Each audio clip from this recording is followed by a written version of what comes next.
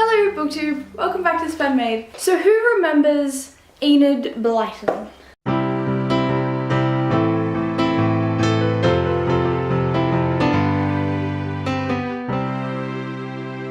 This name was just part of my cultural upbringing and part of my childhood, and among all of my books was always the amazing Enid Blyton with her magic faraway tree with Moonface and Saucepan Man and the slide out of their house. I remember like growing up with these pictures and these stories, and look, Moonface. And the thing with this particular book too is like the nostalgia is so strong, and even just this page, like just that picture with this weird ass goat and the little pixies.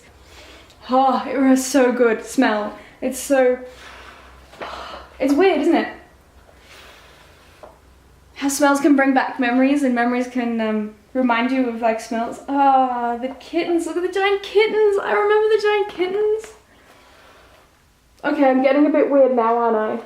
Getting a little bit weird. Okay. Along with the magic faraway tree, when I was little, I started to grow up, advanced, I guess, through different levels of Enid Blyton. And so of course then came the famous 5. Does anyone remember the famous 5? These were so great. Scrounging around this morning, this was all I could find. So I have this image in my head of who the characters are, like these characters here. Well, they're Julian, Dick, and George, and Timmy, obviously, but in my head, they didn't look anything like they did on the TV because I've never watched the show. But I have this clear vision of one of the books where they build this cabin in the woods out of the trees, and then the wood starts to regrow, so it's like the cabin is alive. And they meet gypsies and they do all these really cool just adventures that they go on, basically, one in each book. So they're all called 5 do something, like, so 5 have a mystery to solve and 5 have a wonderful time.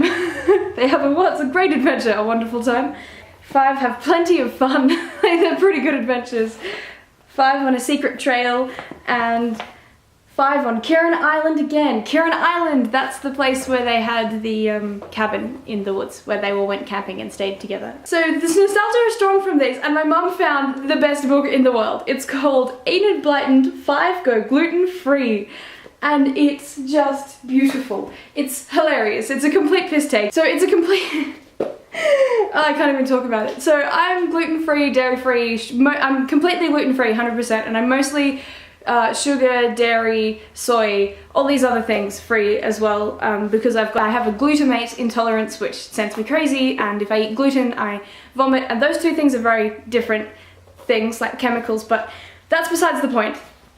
This is a brand new Enid Blyton book with her name on it and everything. 5 Go Gluten Free is just perfectly fitting for me, but there's also 5 Give Up the Booze, 5 Go on a Strategy Away, 5 Go Parenting, and 5 on Brexit Island, which are all pretty funny. I'm looking forward to seeing them in the future, but this one was just hilarious. So I'm not one to be easily offended, but I think there are many people who eat gluten-free snacks who do get offended quite easily, and this could be quite an offensive book. It's hilarious. The 5 of them all share an apartment, and Anne always does the cooking, and Julian gave Anne a cookbook, and it was a gluten-free one, and so she's sent them on this healthy eating just craze. She's gone a bit fanatical and nuts and made all of the others go on this adventure with her so that they all get healthy and happy. The nostalgia of the way that it's written and the characters is just perfect, and then the complete relatableness about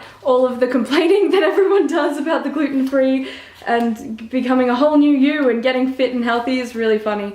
It feels like an Enid Blyton book, and it feels old. The paper cover is just perfect. The pictures are so nostalgic. I'm not sure what the go is with them, if they're original or not, but it's pretty funny. So here's Anne and Timmy looking out the window, and the caption is, "The new, cleaner, fitter, happier Anne was just around the corner. She couldn't wait to get started." One by one, they retired to bed with achingly empty stomachs. I will say that they do go about it completely the wrong way. The characters are always hungry, and they don't eat any good food, and they don't eat peanut butter for some reason, and they are doing the clean eating, but they're taking it a little bit too extreme, and of course, you know, it doesn't stick and they all have a terrible time, but it was worth it because it was an adventure together.